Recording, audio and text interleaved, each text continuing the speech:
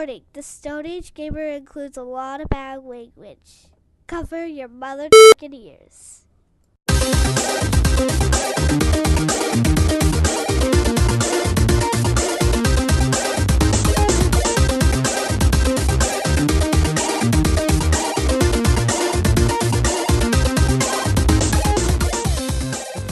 Good evening and welcome to episode 184 of the Stone Age Gamer podcast for the week of January 12th, 2018. I am Kris Randazzo, and joining me as always is sprinting bodybuilder simulator Dan Ryan. There is no more apt description than you have ever given me. It's true. Nintendo is closing down the Wii Shop Channel after 11 years, so Dan and I have decided... Dan and I have decided to talk about some of our favorite games on the platform. Before we go any further, here's your weekly reminder that you can email us at mail@geekade.com. Just include the words Stone Age Gamer in the subject line. You can let us know what you think of our show, what topics you would like us to discuss in the future, or just say hello, because we always want to hear from you, the listeners. Dan, what do you think of the Atari box? Oh, man. Was there news about it? I didn't see. There was the closest thing that could be considered news to it was some company put out an ad for CES or some trade show, and they were listing all the things that they're supporting, and the Atari box was on it. So that's weird. I just want it to be good. I want it to be a cool thing. I don't know what the hell it's going to be, but I want it to be cool. I also want it to exist. I'm not entirely convinced that it will. Yeah, if it gives me another way to play Cuphead, then I'm all in. That would be cool. If I could play Cuphead on that thing on my TV, then I wouldn't have to be sad that I don't have it on Switch. I'd buy an Atari box for Cuphead. Yeah. Odd that I'd buy that, but not an Xbox One. Well, because theoretically, there's going to be other stuff on an Atari box that you're interested in, versus most of which will probably also be on Xbox One. Right. But I have to imagine it would be cheaper than an Xbox One. My boss got an Xbox One for her son for Christmas because it's what he wanted. Right. And because he obviously doesn't listen to the show. She was pretty bummed about it because she's a PlayStation girl, and she loves the Switch that she has. Right. So she was like, I don't understand why you want another game system. We have the Switch. And he was like, well, I want to play Roblox. It's like, well, you have that on your phone, but whatever. And your computer and your tablet and your toaster oven and whatever the hell else. It's not on the Switch. I was playing it on the microwave earlier. The microwave version of Roblox is awesome. It beeps a lot. So she got the Xbox One for him, and the entire first day was her setting up the darn thing. Mm-hmm. And now she's pretty sure she signed up for some sort of game subscription service that she doesn't understand. But either way, the games with gold. I think so, something like that. Yeah, they do some pretty good games on there. I mean, how old is the kid? 6? Yeah, probably not for him though. Yeah, no. The majority of the games on the platform are not for him. No. So it was a weird call, but it was what he wanted, and she couldn't really talk him out of it. She really wanted to get him a PS4, and because she's a good mom. But great she mom. got the kid what he wanted. Anyways, not to bash on Xbox One already in the show. Yeah, give it time. What's new, Dan? How you doing? What's new with you? I'm doing all right. I had a really awesome gaming moment that didn't involve me playing any games, actually, but yesterday, when I got home from work, Katie came running down the stairs. She said, Daddy, attention! Splatfest incoming. Oh. I was like, all right. She was what is it? What is the new Splatfest? I forget. Comedy versus action. Oh, that's right. And she said she was a total comedy girl. She's not really an action girl, total comedy girl. So she was very, but just the attention, Splatfest incoming.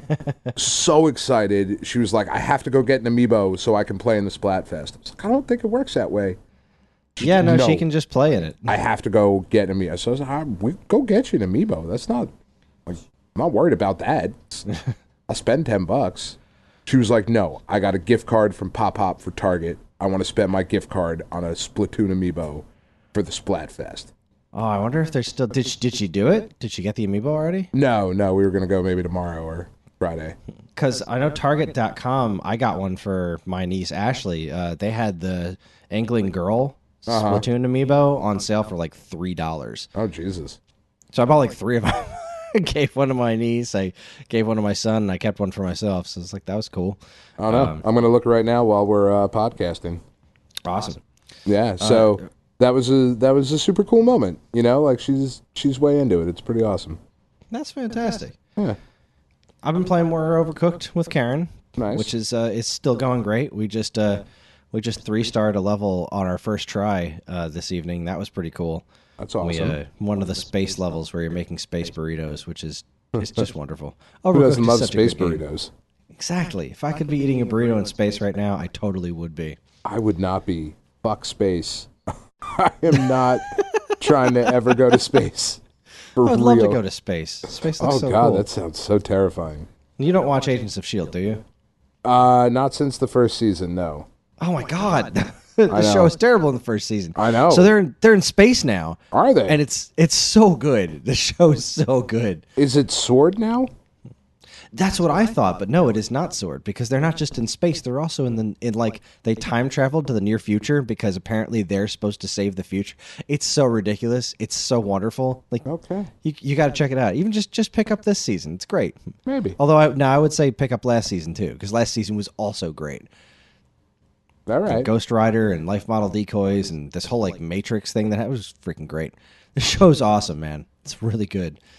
Anyway, that just reminded me of space. The other basic, really, I haven't gotten a lot of gaming done besides playing a ton of Overcooked with my wife, but I did do a little bit more Doom recently. And one of the things that game does that I love so much is with the music. Like when you're about to do a whole big attack thing and a bunch of demons are ganging up on you, you get this awesome heavy metal music and whatnot, like you'd expect. And it's great, and it loops for pretty much as long as you're doing the fight. But sometimes if the fight escalates to like all right, you killed a wave, but now there's a second wave of way more dangerous demons showing up, all of a sudden the music changes from like just heavy metal to like crazy choir music that's like, oh, now things have really gotten serious. And it's so effective.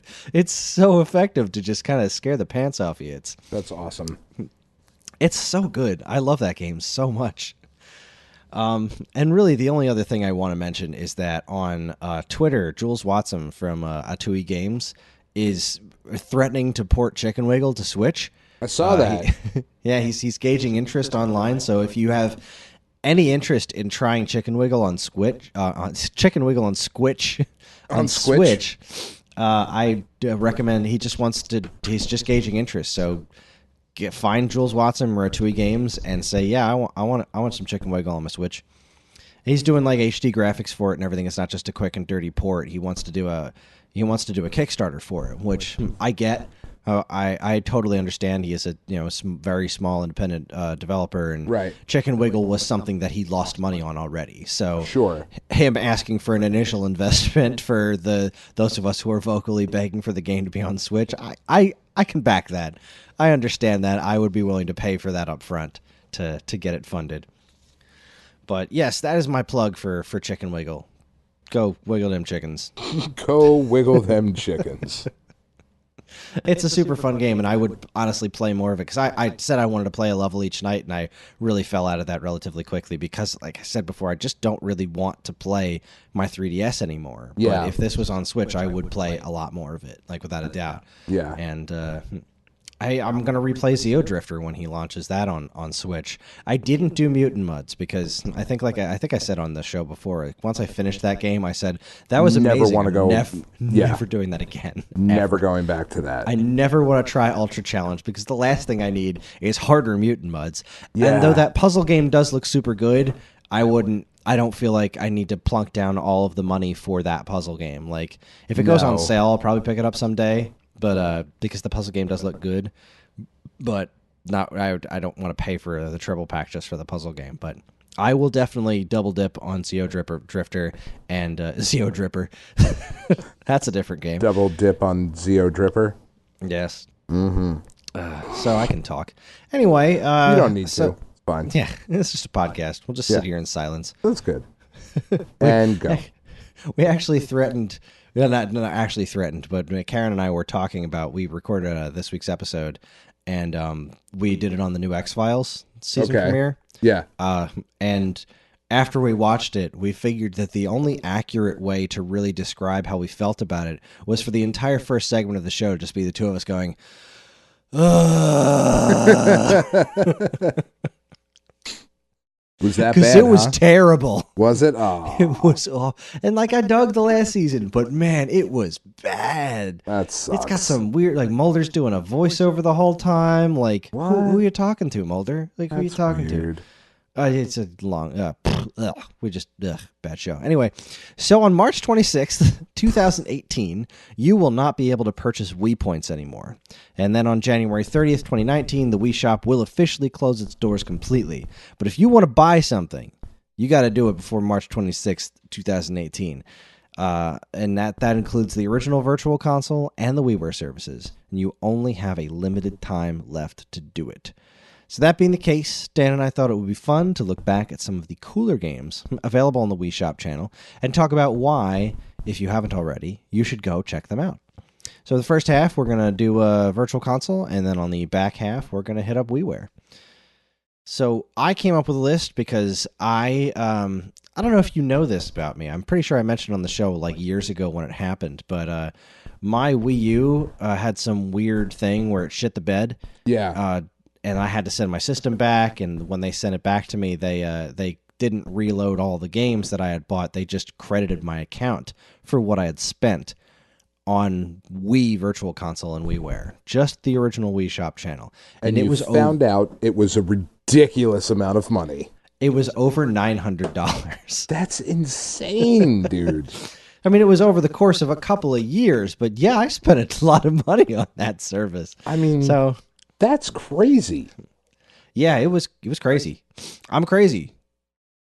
Surprise. Well, yeah.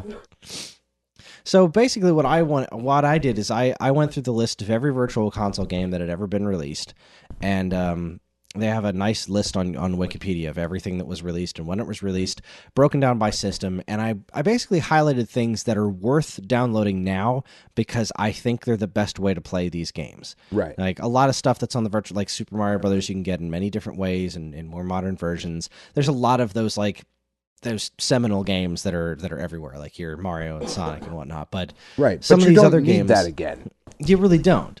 These are games that have, as far as other places they've shown up before, like this is, in my opinion, still the best way to play these games outside of getting an original NES and playing it on a CRT. Right.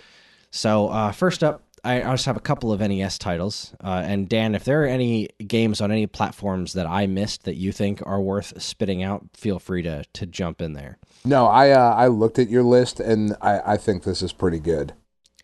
Yeah, it's pretty comprehensive, I Yeah. think. I mean, because I would agree. There's definitely games that are not on my list that are probably worth getting, but these are ones that, in my humble opinion, are totally worth your time. So for NES, was originally thrown on the Virtual Console on December 24th, 2007, Blades of Steel. Blades of Steel. Blades of Steel. So good. Blades of Steel is such a good hockey game. It's such a good hockey game. It's so much fun. It's crazy how well that game holds up now. It really is. Like, it's still super fun to play. There's a big debate on NES which was better, Ice Hockey or Blades of Steel. I always go Blades of Steel. Oh, Blades of Steel. It's not even, I don't even think that's a question. I mean, really the only major advantage that Ice Hockey has over Blades of Steel is the ability to make your team just fat people. Right. Which is funny, but offensive. A little bit, yeah. To those of us that are of the chubbier persuasion.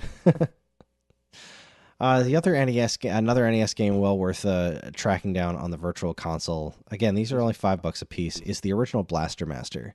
Yes. And this is probably the best way that I've found to play Blaster Master.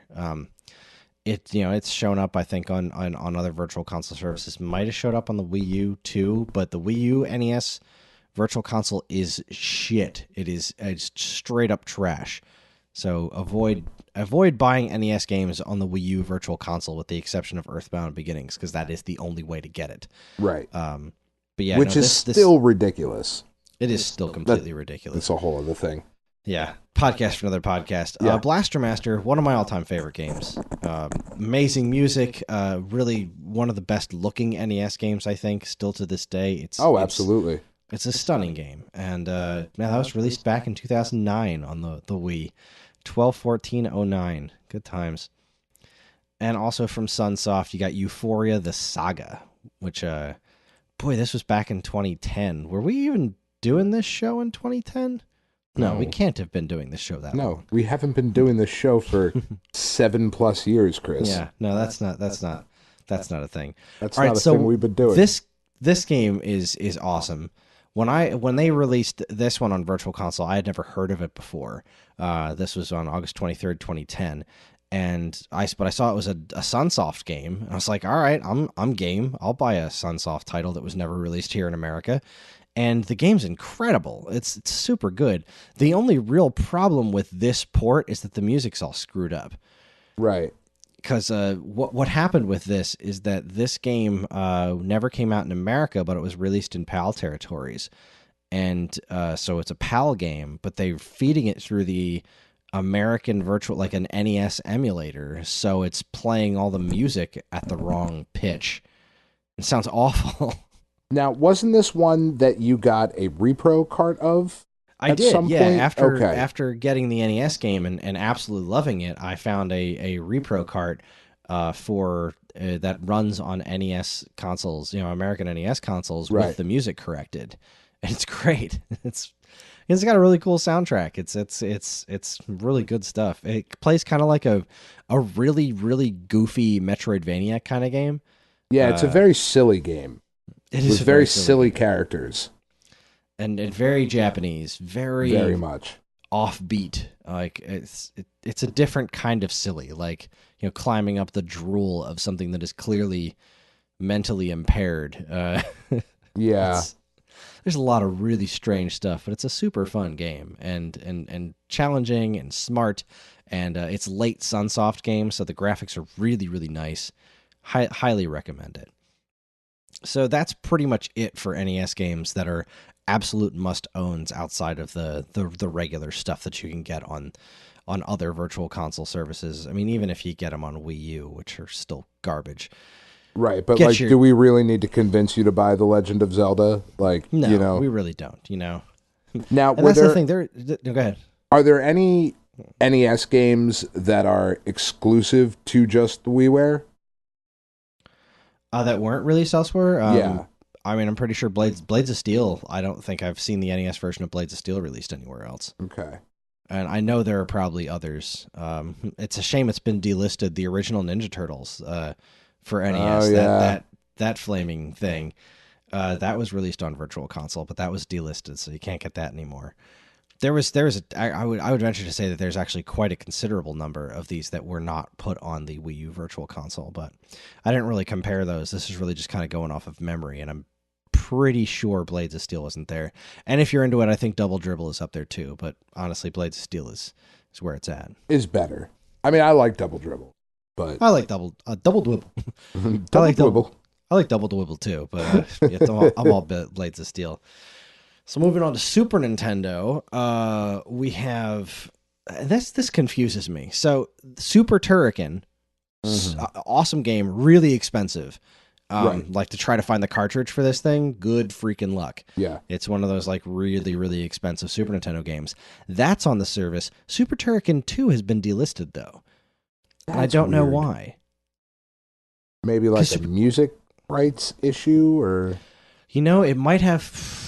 Is that Super Turrican 2 or the first one? There's like a no, I think it was the Super Turrican that is coming out on like one of those repro systems is getting a complete version of Super Turrican. Okay, like back when they were making it, the folks at Factor 5 they had to cut out a whole crap load of stuff from the game because Nintendo wouldn't provide them with larger cartridges. So there's like a complete director's cut of Super Turrican coming out on one of those systems soon. That's super cool. But no, Super Turrican's great. All the Turrican games are super fun action games, and this is still a great way to get them because, as far as I know, they're not really collected elsewhere on any consoles. At least I don't think so. I don't know. honestly. But it's worth your time. I mean, this is a good way to get it. It certainly plays perfectly well on the Wii or Wii U. So if you've got them, use them. Get Super Turrican. It's awesome. Let me know if you got them. There's the Super Star Wars trilogy is still available up there. The super tough as nails Star Wars Super Nintendo games, though. I think, are they on PSN? I believe they are. I actually forgot all about that. That they think they put those on PlayStation. I don't remember if they put all 3 of them up there. I believe they did. Well, in that case, ignore that. Get them on PlayStation. No, still get them here. I mean, yeah, still get them here. I mean, there's nothing wrong with getting them here. Wii Shop Channel needs some love. It does. Chrono Trigger also available on this. Chrono Trigger, I recommend getting on whatever platform you can get it. But this is this is the most faithful Super Nintendo port. I mean, if you get the I think there's a version of it available on PlayStation, right? But it has like it's based on the PlayStation 1 version of the game, which has like weird odd loading times and stuff. Yeah, there's great cutscenes, but weird loading times. There's also Chrono Trigger on DS, which is excellent, but it's a handheld. So if you want to play it on TV and you don't want to track down the super expensive cartridge, nab Chrono Trigger on Super Nintendo. Good stuff. Which, I mean, Chrono Trigger is one of those games, like, if you haven't played Chrono Trigger, I mean, first of all, this is probably not the podcast for you. True. Like, I'm just not sure how you would have found this particular show if that's not something that's in your purview. But if somehow it is not in your purview, Chrono Trigger is just one of those games that it's... I find it very difficult to explain why Chrono Trigger is so good. Like, because it's an RPG and, like, it's got cool mechanics and whatnot, but, like, how many RPGs have cool mechanics? There's just something about that game when you play it that it really is unlike anything else. It's just got an amazing soul, and the story's great, the characters are great, it's very expressive, it's got probably some of its best sprite-based Akira Toriyama artwork. Obviously stuff in polygonal stuff like the later Dragon Quest games looks great, but Chrono Trigger is it's such great character design. It's a wonderful, wonderful game. He hadn't given up hope yet. Like, this isn't lazy Akira Toriyama. This isn't Blue Dragon. This is him putting in work. Like, you can actually tell that obviously he still has his artwork style. It's very obvious that these characters are these, the archetypes that he's drawn before, but he's given them all such unique personality that they don't look specific. Like Chrono is not Goku. He's got similarities to Goku, but he's not just straight up Goku. Right. Like the main character of Blue Dragon basically is. Yeah. Excellent game. Phenomenal. And then closing out Super Nintendo, you've got the Super Adventure Island games 1 and 2. As far as I know, these haven't been ported anywhere else. I don't. They might be so. on Wii U. I don't remember, but I'm pretty sure they're just on the Wii Virtual Console. And they're awesome. Great. I mean, the Super Adventure Island games. It's one of these days we will sit down and do that show. Yeah, we will go through the nonsense that is the Super Adventure Island / Wonder Boy lineage. Yeah. I mean, because it's just crazy. But these are such cool little games. I mean, like, this was Hudson's mascot. Yeah, I mean, Master Higgins was great, and they're so different from one another. They really and that's are. What makes them so interesting. Like, Super Adventure Island, I think, is probably the best, at least it's my favorite of the classic Adventure Island style, because the short version is that Wonder Boy started as this one kind of game, that Adventure Island was also the same exact game, and then Adventure Island series, they kind of kept running with that original gameplay style, and Wonder Boy started to lean a little bit more towards Metroidvania with RPG elements, similar to Zelda 2. And so Super Adventure Island is very much like a bunch of steps backwards to basically just super refining what made the original Adventure Island great. So it doesn't have any like the dinosaurs and stuff you can ride. It's just Master Higgins, skateboard, boomerangs, hammers, that kind of stuff. And it's really, really pretty. It's got a very, very bold art direction to it. It is excellent a really good looking game. It is, and it was a very early Super Nintendo game, but it made great use of what the platform was capable of. But then Super Adventure Island 2 came out years later. It was a much later Super Nintendo game. It's a fairly expensive one.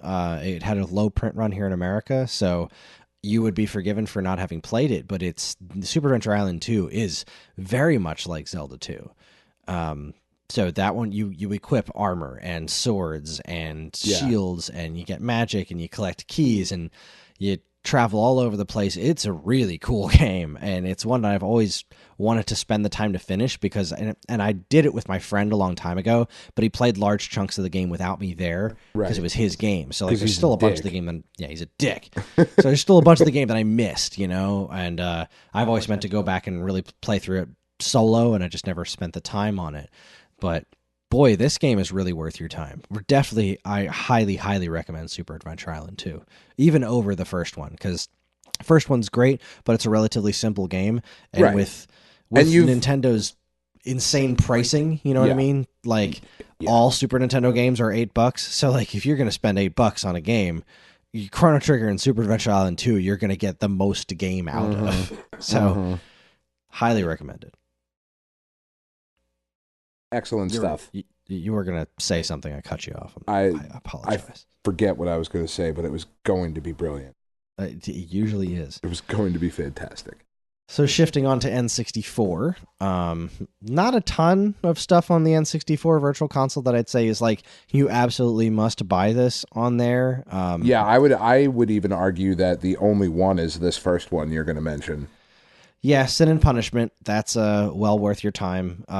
I think that also got put on the Wii U Virtual Console, though, which is I believe it probably runs a little bit better. Not runs better, but has like, save states and is easier to get to instead of, fishing through heading over to the Wii mode of your Wii U or whatever. But no, Sin and Punishment, the original N64 game, it's one of those games that kind of suffers from having been an N64 game that worked with the N64 controller and its bizarre layout, so it doesn't translate 100% easily to Virtual Console. The controls take some getting used to, but the game is still freaking awesome. It is, and it's a treasure game, so it is. That means it's hard. It is a treasure game published by Nintendo. It plays like a cross between Space Harrier and Panzer Dragoon. It's freaking great. It's awesome. It's just an awesome game. And wasn't that like the original? The cart never came out in America, right? Or did it? Correct. No, right. Okay. This was the one. This was because I remember like magazine articles about like the new treasure game for N64. It looks fucking like just really nuts, and basically what you said, like Space Harrier and Panzer Dragoon, and son of a bitch, that's going to be awesome. And then like, no, we're not doing that. Yeah, it's just not going to get that. Yeah, all the magazines damn it talked about it, but yeah, no, we didn't get that. But they did eventually release it here in America. I'm realizing now, like, there's a couple other ones that I thought of and I didn't write down on the list. Like, all right, so another one, the original Super Smash Brothers, only if you really want that nostalgia factor. Because the original Super Smash Brothers it's just a neat game to look back on to see how humble its beginnings were. Right, like, and to compare it to the craziness that it has become. Exactly, like it's such a small game by comparison. It's kind of hilarious. Obviously, you've got stuff like Ocarina of Time and Majora's Mask. Really, if you're going to play those games now, you should really play the 3DS remasters, right? Because they really make those games. They have not aged as well as you want them to. No, they have not. The original Paper Mario is still available on there. That's a winner. I can recommend that. Star Fox 64 I can recommend. Again, these are like half recommendations. Like there's a lot of really solid stuff, but to actually spend the money on when I feel like there's other alternatives out there, Star Fox 64 is another one. There's a great 3DS remake of that. So playing how much the original are the N64 games? They're $10. Now, none of the WWF games made it on there, right? WrestleMania, No Mercy. None of those. That's a shame. Yeah, that is a shame. Really, most of what's on here was published by Nintendo. In fact, every single game on here was published by Nintendo, except Ogre Battle 64: Person of Lordly Caliber, which was published by Square Enix. And actually, I would recommend picking up Ogre Battle 64. That's what I was going to say. If you're an Ogre, if you played any of the other Ogre Battle games, I don't dig them, but I know that they're very good for what they are. And if you like those kinds of strategy RPGs, get this game. Don't even think twice about it. Yeah. Yeah. Ogre Battle is awesome. That is a game that, please, can I have a Switch version of Ogre Battle? That would be cool. Please. That should be a property that Square Enix revives one day. I would also heartily recommend Wave Race 64. Wave Race is awesome, and it has aged surprisingly well. I enjoyed that game way more than I like to admit. Because that game's great. It's so much freaking fun. It's the same way I feel about like Jet Moto. Like, why do I like this so much? This is stupid. This is a dumb game. I still think the water effects, even in the N64 games, they do look really good. Cool. They do look really good. Awesome. For the Sega Master System, you had there's a bunch of Master System games, lots of good stuff. They're relatively inexpensive. I think they're like $5 a piece, just like NES games. Yeah. There's just not a lot that I can heartily recommend to get on there because I believe they've all been re-released in some other way, shape, or form. Like I'd usually say get Wonder Boy the Dragon's Trap, but now the new version is out and it has the old version in it, so there's really no purpose. Exactly. Get the new version. 110%. Sonic the Hedgehog and Fantasy Zone 2 are the closest things I can get to recommending on that, but I don't know. You can pretty much skip that because I think they've all been put on different collections over the years. So except for like My Hero, but I'm not even sure if that's on there, but if it is, it's not worth $5. I don't think that it is. Yeah, there wasn't actually a ton of Master System stuff on there. Really, you had the Wonder Boy, Fantasy Zone, Alex Kidd in Miracle World, Sonic 1, Space Harrier, really the Master System version of Space Harrier, Sonic 2, Enduro Racer, Wonder Boy in Monsterland, Sonic Chaos, Alex Kidd, Fantasy Zone 2, Secret Command, Fantasy Star, R-Type, that was delisted, Wonder Boy 3 the Dragon's Trap, and Alex Kidd in Shinobi World. And that's it. There were only 16 games on the Master System released on the system. Genesis, on the other hand, had a huge presence on the Virtual Console. Yeah. According to this list, there were a total of 75 games released, and there's still 73 available. What were the delisted ones? Oh, wow. Pitfall the Mayan Adventure was delisted on January 1st, 2014. I don't know why. And Shanghai 2 the Dragon's Eye. Okay, sure. We're really missing out on that one. We really are. Profound sadness. I didn't write down a ton for Genesis. I'd recommend Super Turrican, obviously. Super Fantasy Zone's another one because that never came out in America, so this is a good way to play that. Musha, because it's one of the most expensive Genesis games, and Monster World 4 because it's a pseudo sequel to Wonder Boy the Dragon's Trap. So. Is it? See, I don't even know that one. I've never played it, and I need to get around to it because it's part of that insane Wonder Boy / Adventure Island lineage. Yeah, I would say maybe the Genesis version of Strider might be worth. Oh yeah, that's pretty out. good. Yeah, I think the arcade Strider is out somewhere.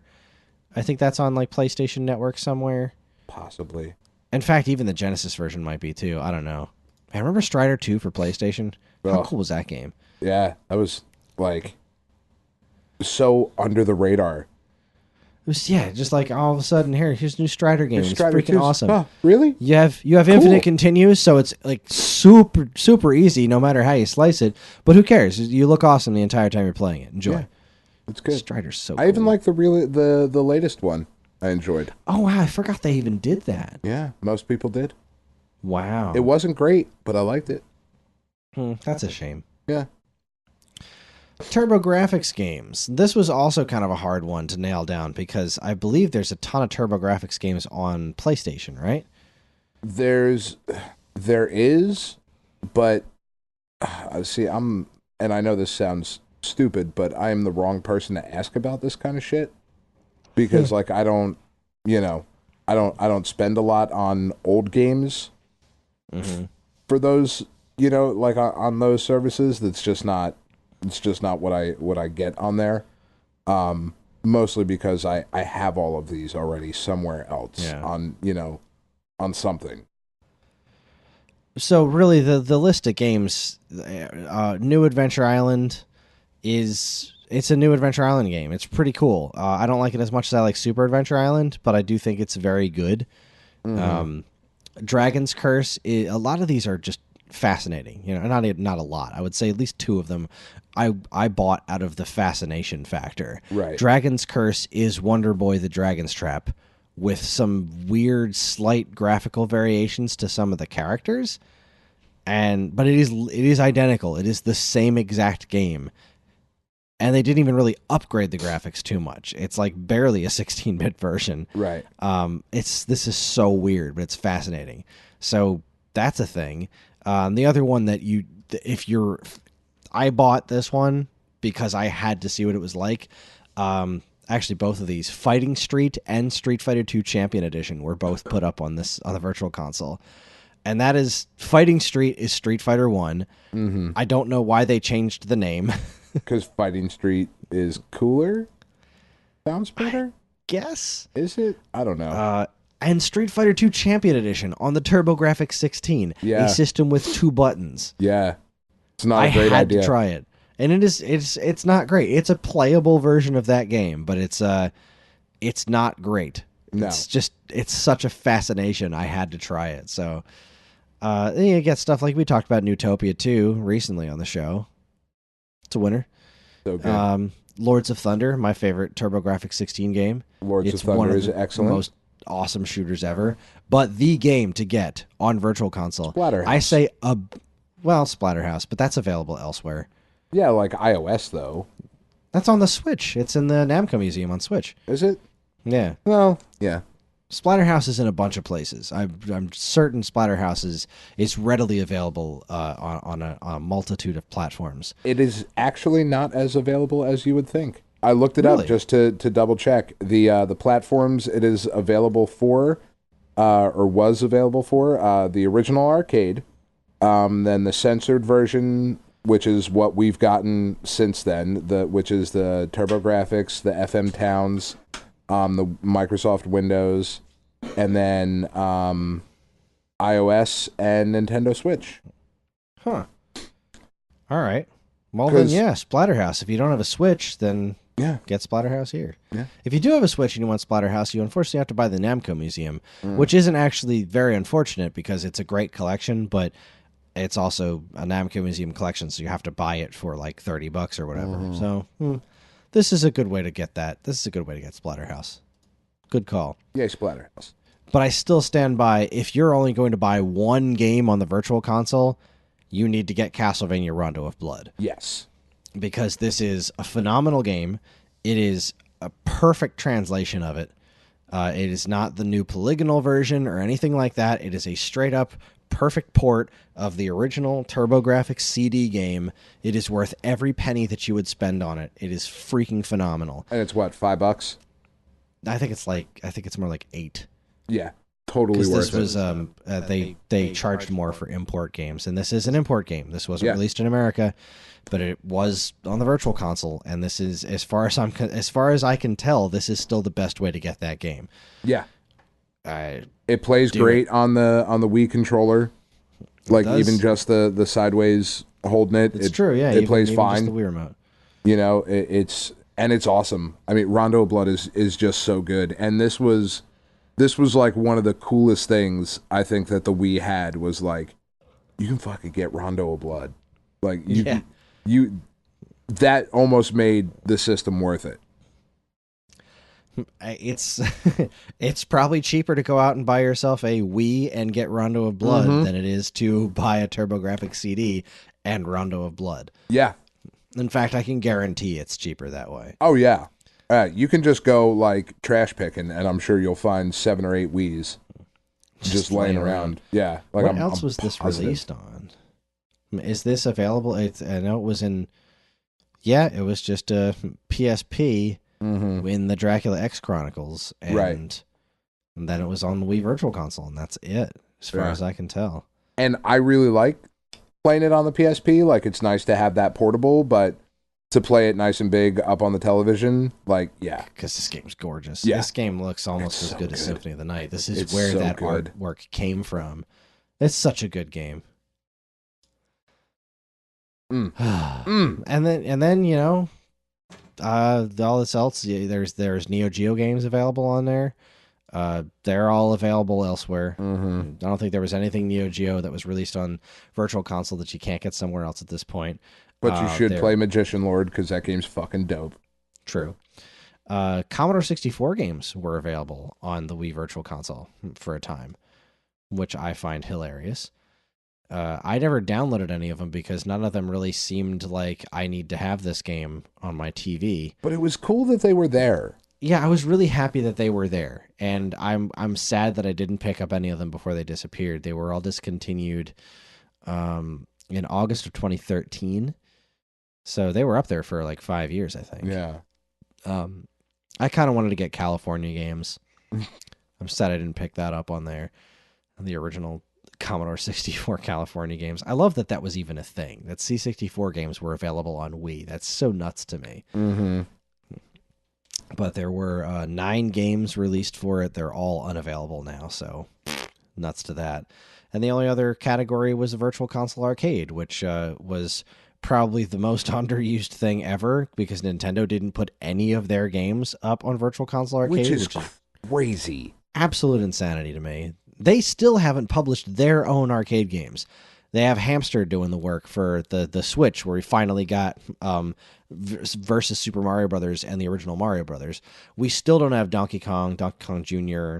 Or Donkey Kong 3, Punch Out. Like, any of Nintendo's arcade stuff is still coming, theoretically. I should hope Donkey Kong's coming at some point, but I would argue that you probably should have included, if nothing else, Rygar, Golden Axe, and Black Tiger.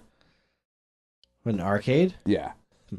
Well, I mean, all right, so here's the thing. Because the Rygar arcade is different. It is, but it's not very good. But it's interesting. It is interesting. I was going to say that. At the very least, Rygar and Ninja Gaiden were two ones that I bought. Ninja Gaiden was cool. Because Ninja Gaiden is a completely different game. It's a Double Dragon style beat 'em up. Yeah, and it had that Rygar, cool hanging from the light post thing, or the street light thing. It's very slow paced though. It has not aged well at all. No, it's not really a fun game to play. It's just interesting. And the same thing with Rygar. It's very points based, it's just like, running around beating shit up with your disc armor, which is cool, but it's not it's hard to recommend for the price, but it's also, as far as I know, not readily available in many places. It's really not. Same thing with Black Tiger. I don't even know Black Tiger. What is that one? Black Tiger. It's an arcade side-scrolling quarter muncher. It was originally called Black Dragon in Japan, I think. I don't know. It's one of the ones that they talk about in Ready Player One all the time. It was like the dude's favorite game and whatnot. But I don't even remember that. It's just a very cool little arcade game. Space Harrier's on here. I know that's available elsewhere, but it doesn't matter. Space Harrier is great, and this is a great version of it. It's a perfect arcade port. It controls very, very well. Altered Beast, whatever. So there's the collection of games on this particular service is great, but they're not like most of them you can get somewhere else. And really, you don't need the arcade version of Tecmo Bowl. You need the NES version. I don't know, because that's the one everybody knows. The one interesting thing about Black Tiger though is it is the first game that ever used Zenny. Really? Yeah. Huh. So that's a thing. I mean, it's cool. I like it. It is also. Do you remember that Capcom arcade collection thing that they did on like PlayStation and Xbox and all that? Like it's on there as well. Okay. But you had to like buy that whole game, thing. Though. Yeah, you had to buy that whole deal to get it. Yeah. Which was a good collection. It was a nice package, but I mean, if you're not looking for that kind of thing. Oh no, Black Tiger's cool. That wraps up our first segment. We're gonna take ourselves a quick break, and when we come back, we'll talk about the WiiWare service, which boy, that was really something. So should be a fun back half of the show. You are listening to the Stone Age Gamer podcast from geekade.com, so stick around.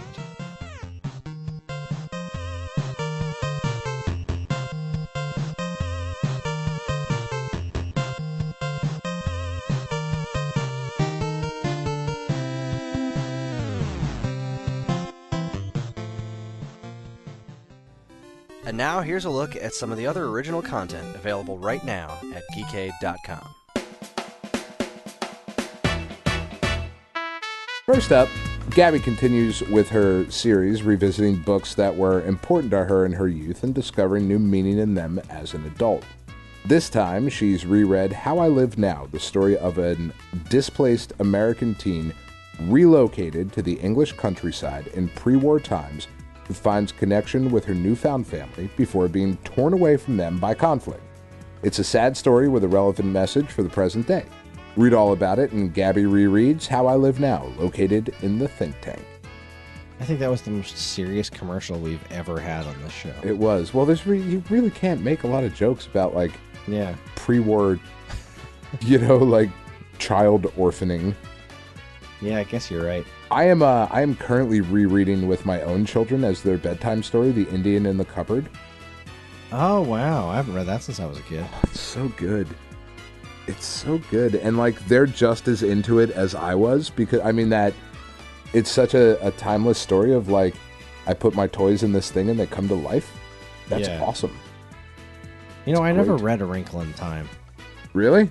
Yeah, I never read that when I was a kid. I know all my friends were talking about it, but it was checked out at the library, and so I went to the library to look for something else, and I found a book called The Wonderful Flight to the Mushroom Planet, which was really cool. But because of that, I never read Wrinkle in Time. So when I saw the trailer for the movie, and I saw, Mindy Kaling and Oprah Winfrey in weird wigs, it's I don't know what's going on here.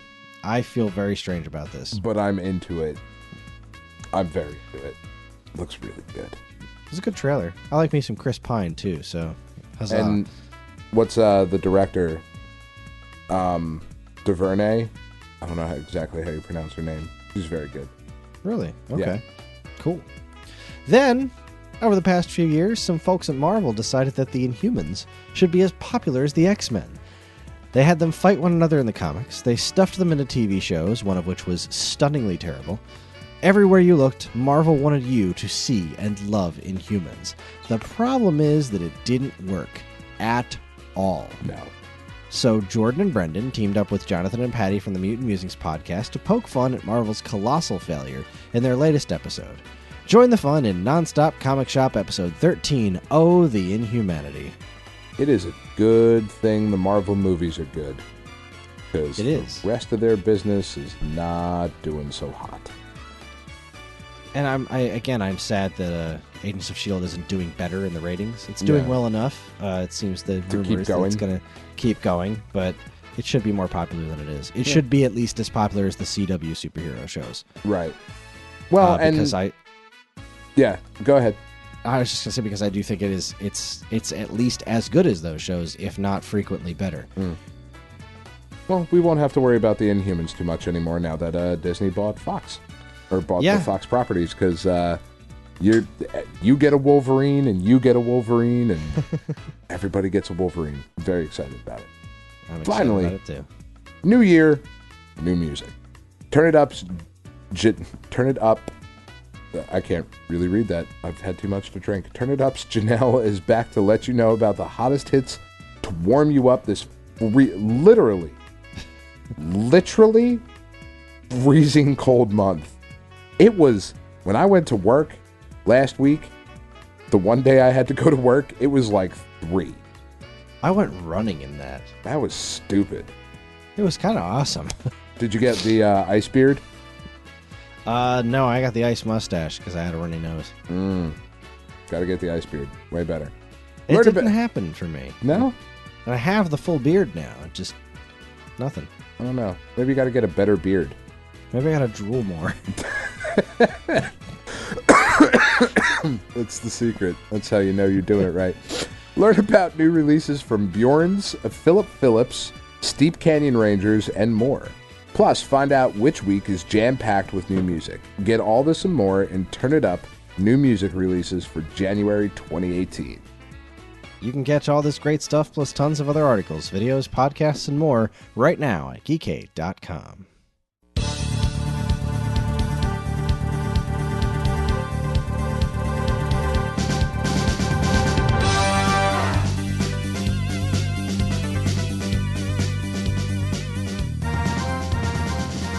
All right, we're back.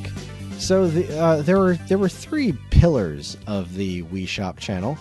Pillar number one was the Virtual Console, and that was probably the most important. Tons of great stuff on there. Pillar number two was the different channels that were available, like Crunchyroll and Hulu and Amazon Prime. The Everybody Votes channel, which was actually kind of fun. Stop it. There was a lot of neat stuff on there. Stop it. And no, it wasn't. Everybody Votes was awesome. It was just, I don't know why it was fun. It was just fun. Me and Karen would just like open it up every couple of months or so. And it was just like, they just ask you these ridiculous questions, basically like the kinds of questions that have now become Splatfests, which is a way better idea than just a random channel where everyone votes on just like, what's better, pizza or tacos? It's like pizza. Tacos. You're so wrong. God, that's hard. It's a hard choice. My gut says tacos because I love tacos, but pizza's pizza, man. It's not even a competition.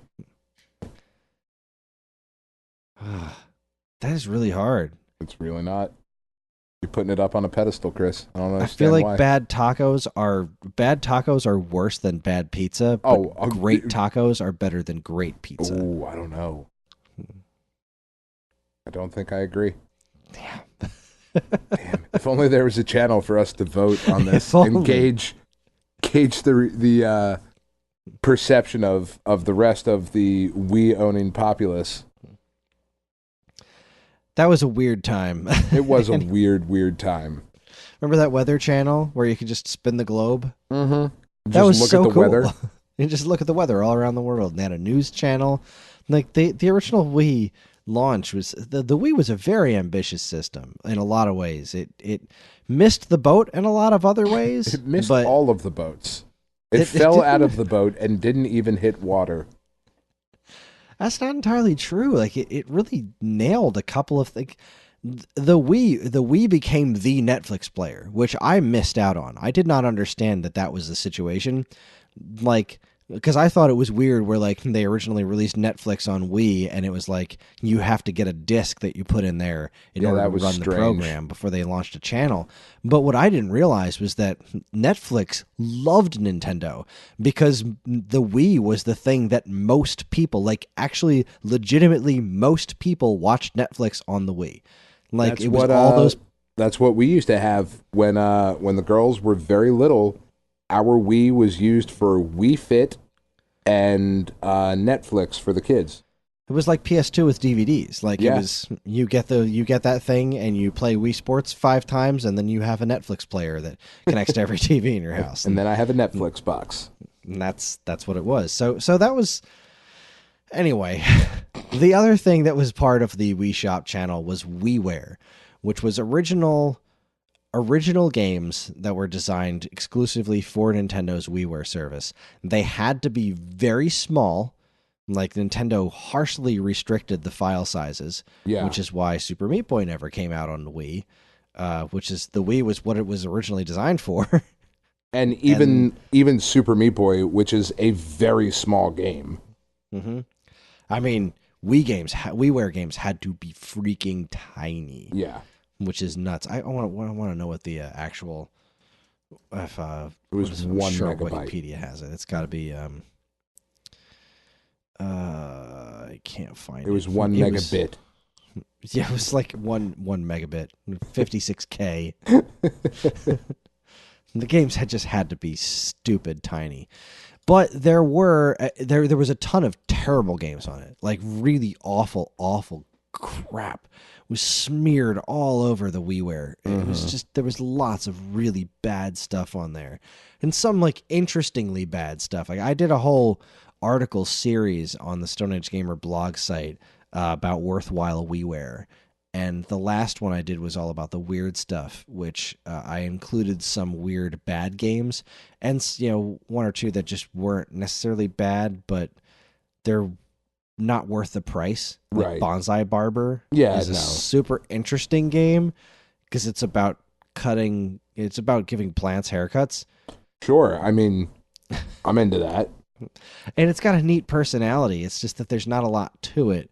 It's fun, but there's not a lot to it, and it's like pretty expensive. I think it's like $12, which is really, that's a lot for what basically boils down to like a cell phone game. But yeah, there were indeed some genuinely worthwhile purchases on there. First and foremost, the ones that always come to my mind and most other people's when you think about, well, what are the games that are really worth getting? The Konami Rebirth series.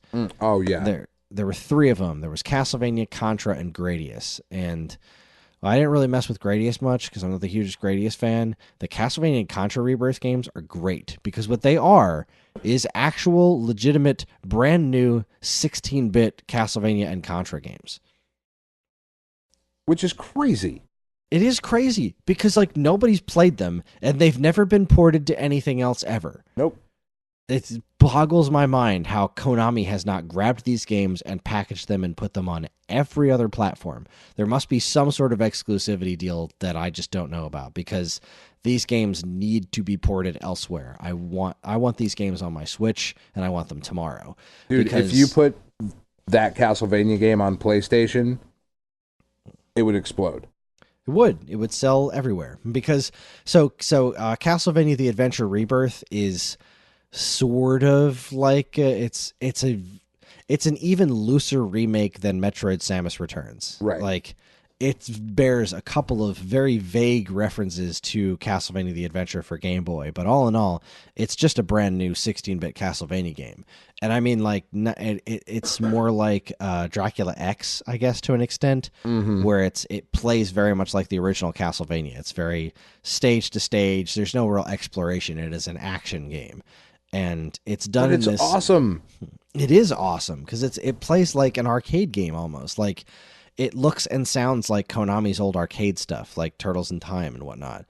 It's more colorful than a Castlevania game should be. The music sounds like a cross between Sega Genesis and Konami arcade stuff. It's nuts. It's weird, and it's a really cool game. It's a good Castlevania game. It is. It's really fun.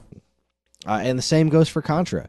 I think the thing that really hurt these games was that while they're excellent, they're not as good as some of the earlier games in the series that came before them. So at the end of the day, like, yeah, I could buy Castlevania The Adventure Rebirth for $12, or I could buy Rondo of Blood for $8. I could buy Contra Rebirth, or I could buy Contra 3 for $12, or Contra 3 The Alien Wars for $8. And those decisions, they're not even decisions. Like, you've got to get the other games because they're just better. But if you've done those games already and you want something new, these games were great. They really were. Oh, geez, Contra Rebirth was so great because it was like as over the top as Contra 3, but it just took it to even further levels of insanity. Like, you're riding on asteroids that are asteroid bits that are burning through Earth's atmosphere, and you have to like jump from asteroid to asteroid while fighting a giant robot. It's so ridiculous, but it's so much fun. It's just an excellent Contra game. Oh boy, what else we got here? Fluidity is a really cool game. I don't know this one. I didn't play as much of this one as I should have. I really wanted to. Fluidity it's kind of like a platformer, but instead of controlling a person, it's similar to Loco Roco, actually. It's got a lot in common with that, where you're moving the environment to get fluid from one point to another. Whereas Loco Roco plays a little bit more like you're collecting dabs of oil. You know what I mean? Like, that's kind of how the stuff worked in that one. Fluidity is more like moving water around. Okay. But it's a really cool game. It's got an excellent style. I didn't play enough of this game. I should have played more. Worth pointing out, though it's not actually available anymore, I just had to mention it. There was a Club Nintendo reward of Doc Lewis's Punch-Out, which is basically like bonus levels for Punch-Out Wii, which is a phenomenal game. Yeah, which is awesome. You get to fight against Doc Lewis, and he's hilarious. Watch a YouTube video of this. It's great. There's You, Me, and the Cubes, which is... How do we describe You, Me, and the Cubes? It's like there's people on cubes. You have to throw things at the cubes to make them rotate. It's freaking weird. Watch a video of it. I can't put this into words. I can't do it. There's a lot of weird stuff that's on WiiWare that I'm gonna have a hard time explaining, especially the later we get in this. Excitebike World Rally. Excellent game. Awesome game.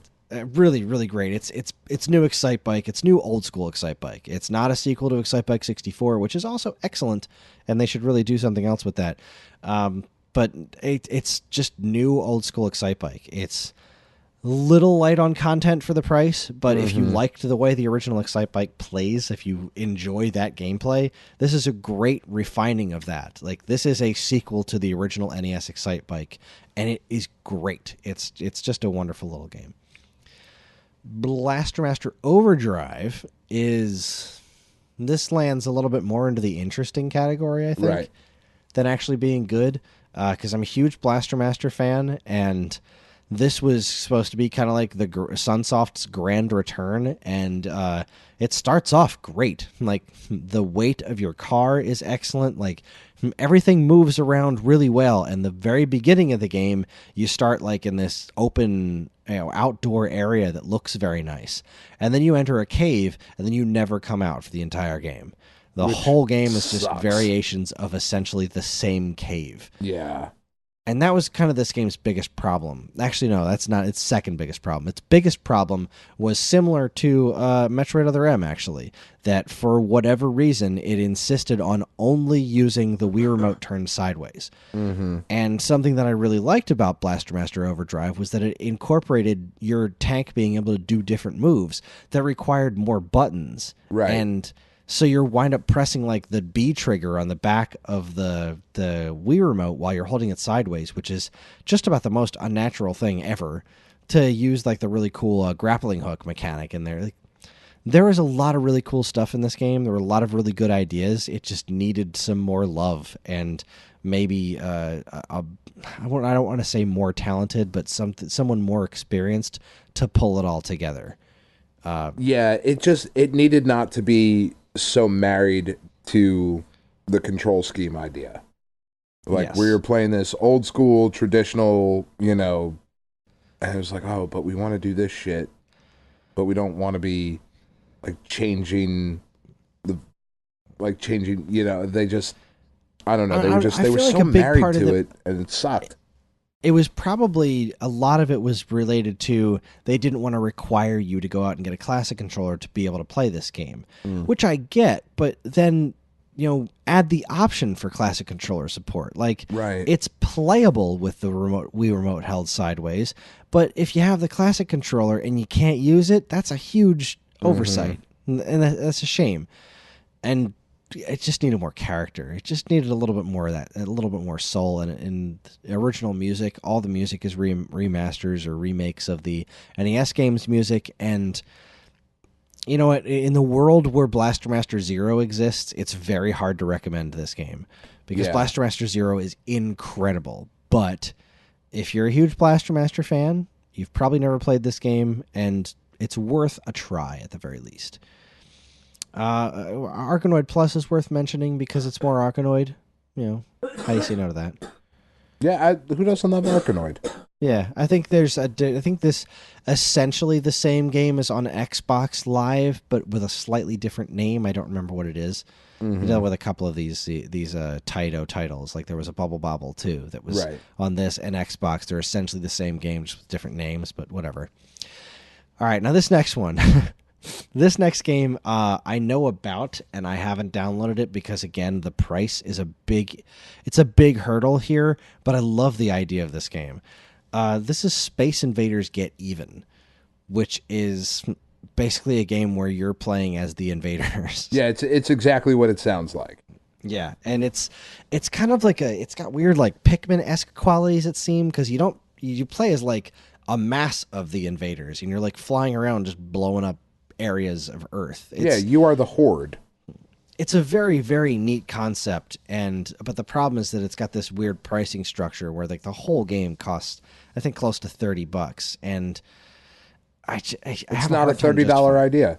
It's really not. I mean, it is. You know what? It's a $30 idea. It's not a $30 execution. Yeah, you could have. They could make I feel like this was a good enough idea to make something that was really, really special out of, and I don't think that they pulled it off completely, which is why buying it and all of its subsequent, like, it was almost released not chapters, like chunks, I guess. Mm-hmm.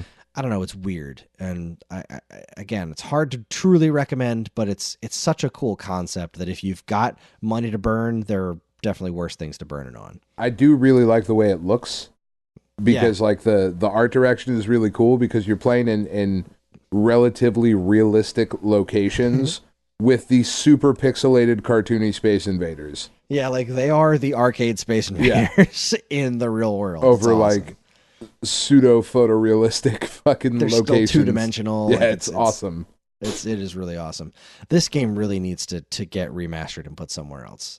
This was a great idea that should have found more life than just WiiWare. Yeah, this was a $15 game that they way overpriced, and nobody bought it because of that. Enix. Yeah, it was Square doing Square. Yeah, well, yeah. Let's see. You also have the art style series, which I won't break down all of them, but they're all very interesting and very different. Cubello, Light Tracks, Orbient, Rotohex, and Rotozoa. They're strange games, but they're all like kind of sort of puzzle based, and they're really neat. I definitely recommend checking out some of these guys. They're I think Light Tracks is super cool. That's like a game about racing lines. It just looks like Tron Light Cycles, kind of. It's really neat. They're all neat. I heartily recommend these. This is along the lines like these games fall into like I think we had probably talked about it way back towards the beginning of the show, but things like Echochrome on PS3 kind of and whatnot. Like very cool, very arty. It's not really a game, like in the traditional sense, like, you know, you spend money on it and then go, oh, okay. Well, these really are the demo more was like cool games. These are they're more like puzzle games. Yeah. They're fun demos and then instant regret. I would argue that these are less like that and more like just, you know, puzzle games, like buying if you bought like Hexic on or Hexite or whatever, or Bejeweled, something like that. If you like those kinds of games, these are really weird twists on that kind of stuff. Like they're cool concepts that have a lot more depth than they seem, and they all look neat. There's also a whole art style series on the 3DS as well. I haven't played most of them, but art style Pictobits on 3DS is freaking awesome. Right. That one's probably my favorite art style game. But anyway, all right. So these last, I am surprised that you on here did not include World of Goo. I didn't because it's on Switch now. Oh, okay. Yeah, World of Goo is awesome. Yeah, World of Goo is great, but it's on Switch, so you don't really need to. You know what? It's cool to go back and get it on Wii because that's what it was designed for with the Wii remote and the pointer works really well with it. It does. The pointer and the Switch doesn't work quite as well as the original Wii remote, but it's still a perfectly playable game on Switch. Yeah. All right, so these last three are definitely in the weird stuff category. Mm-hmm. I think we talked a little bit about Muscle March last week, didn't we? Very briefly. So Muscle March is a game. We might have even talked about it off Yeah, it might have been off the air. I can't remember. But Muscle March is a game about a group of bodybuilders whose protein mix has been stolen. Mm-hmm. And you have to chase after the thief, who is anything from like a football player to I don't even know what else. And while you're running, it's a team of bodybuilders and a bear, all wearing thongs. Yes. And they're bodybuilders. They're bodybuilders, so it makes sense. Mm-hmm. So as you're running and chasing after whoever it is you're chasing after, the person you're chasing after who stole your protein shakes runs through walls, trees, mountains, like just breaks right through them. And as they're breaking through these things, they're striking poses. Right. And so your muscle marcher has to strike the same pose because as they're striking these poses and breaking through the walls, they're leaving like Looney Tunes style like outlines of themselves on the walls that they're breaking through. Yeah, there was a game show about this. Oh yeah, it was like a hole in the wall or something. Something like that. Yeah. Yeah. Similar concept. This is like if that show was completely insane. Mm-hmm. Like this game is nuts. Yeah. Yeah, this is a weird fucking game. But it's one of those things that's oddly amusing to play, and definitely amusing to play when there's other people around. Yeah. Depending on the other people. Well, and they were smart about it because they limited it to 4 poses. Yeah. Like you can only strike 4 different poses going through the wall. So it's not overly complicated. You just have to click one of 4 directions and you're good. But it's ridiculous. It's very homoerotic. Well, sure, but it's ridiculous in all the best ways. It is. Like, I definitely recommend this game. Like, if you're crazy enough to buy it, then play it and play it proud. Because it's fun, it's stupid, and it's freaking weird. Mm-hmm. The next one is Tomina Sanner. I think that's how you say it. I have no idea. Okay. This game is possibly even more insane than Muscle March. This Which is saying game, something. It is. This game tells the story of a Japanese businessman. Mm-hmm. It might be less insane than Incredible Crisis, but it has a similar setting. It has a similar feel. Right. It's the same kind of crazy because you're a Japanese businessman, and this one plays kind of like the Bit Trip Runner games, where your guy is running because he's late for work, and you have to like do things. Everything's going to try to slow you down while trying to get to work, which work is apparently a dance party with a bunch of cheerleaders. It's got a really cool art style, and there's like, dodging T-Rexes, and this is another one that really, really defies description. Go watch a playthrough of it or download the darn game. It's nuts. It is just stacks of bananas. It is just purely a Japanese game. But it's really delightful. It's a really cool game. Oh yeah, like I say that with the highest praise. Absolutely, yeah. No, I wouldn't think for a second that you don't. It is just so damn Japanese. You can't stress enough that it's one of those that works like that in the best possible way. Yeah. Similar to Incredible Crisis, although this game is cooler than Incredible Crisis. Yeah. Because the thing about Incredible Crisis, it's a PS1 game about a Japanese businessman who's doing all kinds of really weird stuff. So it's like, it's nuts, but Tomina Sanner is actually kind of, like, it's really cool looking. It's got a great art direction. So even when there's all this completely stupid, ridiculous stuff happening, it always looks cool. Like, it's a relatively stunning game. Needs an HD re-release. Absolutely. Make it happen. And the last one I'll mention is Chick Chick Boom. Right. Great title about exploding chicken ball things. This is a really neat game. I watched a group play through it because I didn't download this myself, but I probably should before it goes away forever. Because I don't think it's going to get ported to anything else, which makes me sad because this game would be perfect for Switch. Right. Like, this is definitely a kind of game that you want to sit next to somebody and play against them. So you have like these rival gangs which are bouncing chicken balls. Like, they look kind of like the Angry Birds, but just completely round balls that are bouncing up and down. And their play field is separated into these 2 different things. And you're on kind of like a timer where you get the ability to draw a little circle or a shape of something that will turn into a weapon that you can use on your opposing team. So like you're waiting for this timer to go off, and then if you trace the line around like an anvil, then you can drop an anvil on the opposing team, and you have to like time it so that the bouncing chicken balls that are going back and forth will explode or get squished by it. Naturally. This is a really, really creative and cool game. I'm sad that this did not take off. And I think that the developer probably isn't around anymore, which is a shame. Let's see. Okay, Chick Chick Boom was developed by Extra Toxic and Tons of Bits. It was published by Nintendo of Europe. And what was it published by? I guess in America it was just published by Tons of Bits.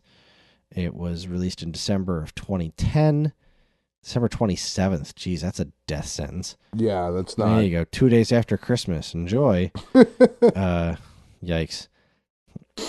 And there's no page for this developer anymore. So it was an online Flash game that was then turned into this. And it's a shame because this is a really, really cool game. This is one that I do fully intend on buying before the service goes down in March. Because it's something I like to have around. Just because it's oh my god, I'm tired. Ugh. It's just really cool to have around, even if there's such a rare opportunity to actually get people together that we're gonna bust out the Wii and play this original WiiWare game. But it's still something I want to have just for the hell of it. And if these guys can still get a couple of bucks for it, then bless them. Yeah, why not? Yeah, why not help them out? But have you ever even heard of this one before? No, I looked it up before the show, and it's interesting looking. It's very strange. You really got to watch a playthrough of it because it's kind of nuts, and it's super fun to once you really get the hang of what they're doing. It's like, oh man, this looks like an absolute blast to play with people. Like it's got the same kind of draw as something like playing Worms against other people. You know what I mean? Like, it's just about trying to defeat your cute opponents, whatever the hell, and have a hoot. Whatever the hell. Oh, they're bouncing chicken balls. It's weird. Yeah, it's weird. It's a weird idea. And, like, it's a shame, too. Like, it was kind of the thing we talked about with the Wii of, like, you know, there was all this potential for all this really weird and cool stuff.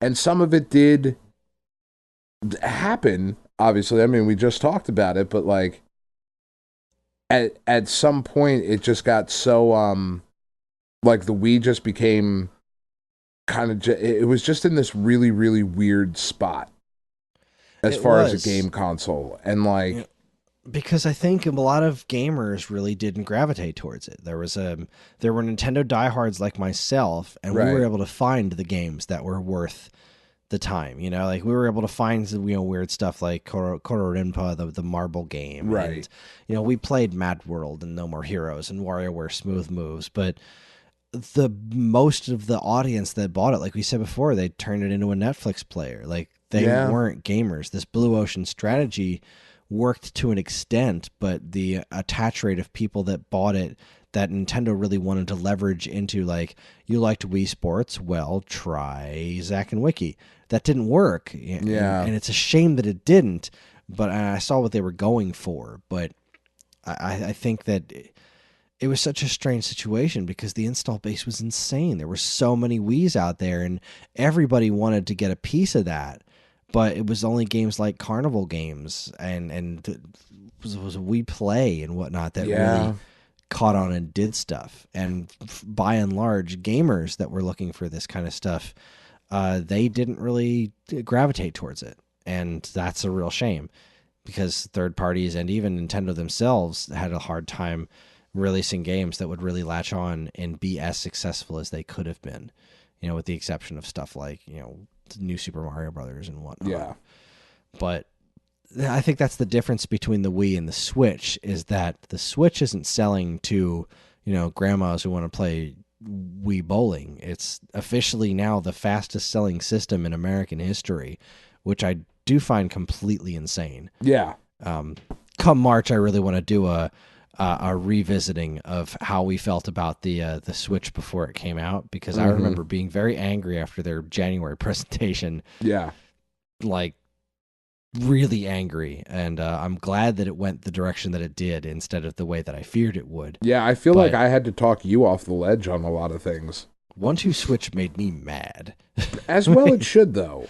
Indeed, and the game didn't do much, and I'm glad that it didn't. That game deserved to be forgotten. Right, and it kind of showed who was buying the Switch.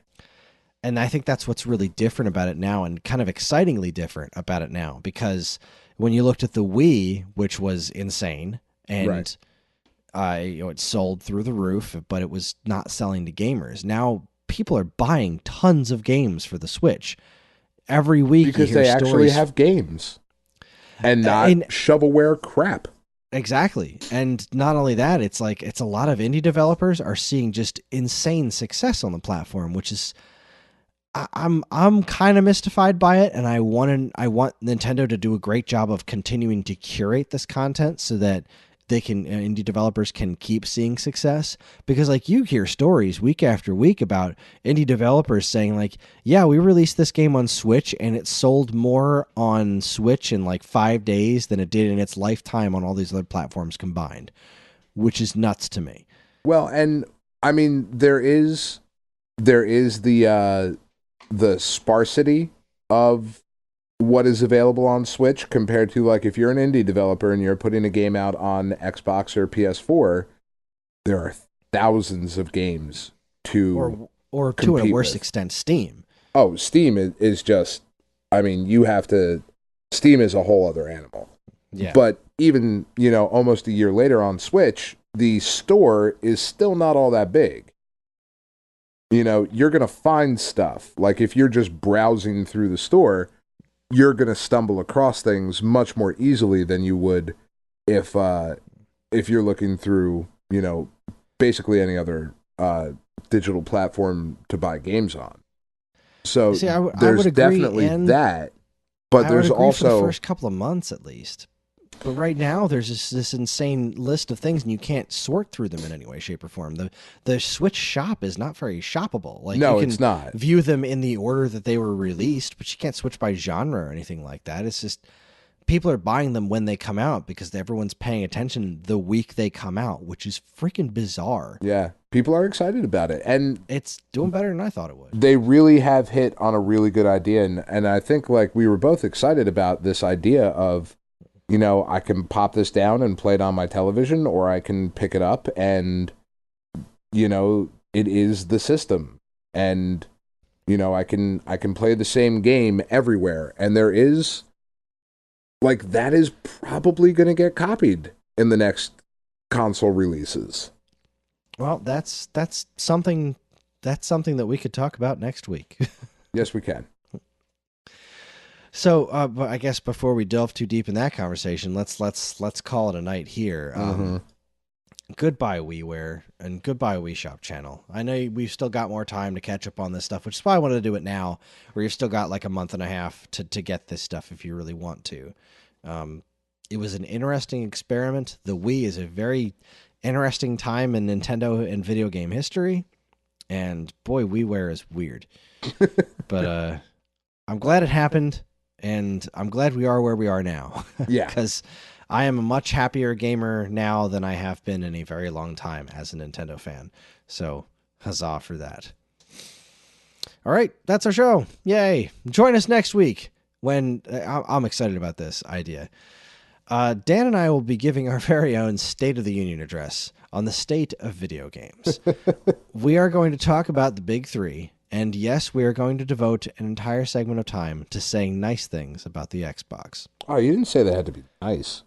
Well, we're going to be nice to the Xbox. That was actually the whole idea behind this, was that I know we crap on the Xbox all the time, and I really wanted to try to take a look at, let's try to find the positive in this. Let's try to find out what it is about the Xbox that people like so much and go from there. And I feel like what it basically is this is the PC gaming experience viewed through a console. Mm-hmm. So like the fact that it's the fact that all this stuff is also available on PC means like, all right, well, yeah, it's available on PC, but with the Xbox One, I can hook it up to my TV and sit back and play it on the couch, which I know is possible with a PC, but it's not as accessible as it's not as accessible for people like me for whatever reason, but. Anyway, well, it's going to be a fun episode, and maybe we'll take a look back at that Switch situation. Like we'll do a compare and contrast as part of that next week too, because that'll be super amusing. Anyway, once again, you can get in touch with us at mail@geekade.com, as well as all flavors of social media that we inhabit. You can like us on Facebook, find us on Instagram at Geekade, subscribe to our YouTube and Twitch channels for all our latest video content, and follow us on Twitter at @the_Geekade. You can also find us individually on Twitter. I'm at Geekade Kris, that's Geekade Kris, and Dan, where can people find you? At Geekade Dan. If you're interested in more information about anything we discussed here tonight, be sure to check out our show notes. And while you're at it, you can also subscribe to this and any of our other wonderful podcasts on iTunes or Stitcher, where if you're super nice, you can leave us a review, because any and all feedback is welcome and appreciated. We'd also like to thank this week's intrepid editor, Dean, for making the show listenable for all you folks, because Evan's out of town. Screw that guy. Nobody likes him. Yeah. We'd also like to thank Mark TDK Knight for our show's theme. You can check him out on SoundCloud and Bandcamp, or his website, which we'll have a link to again in the show notes. So, always remember to keep your eyes on geekade.com for even more fresh original content. Even our fresh original website. It's looking snazzy, I must say. Looking snazzy. It is indeed. I like it. All right, that's it, everybody. Dan and I are going to bed. I'm tired. Me too. And you keep playing games. You. You're good. Do it.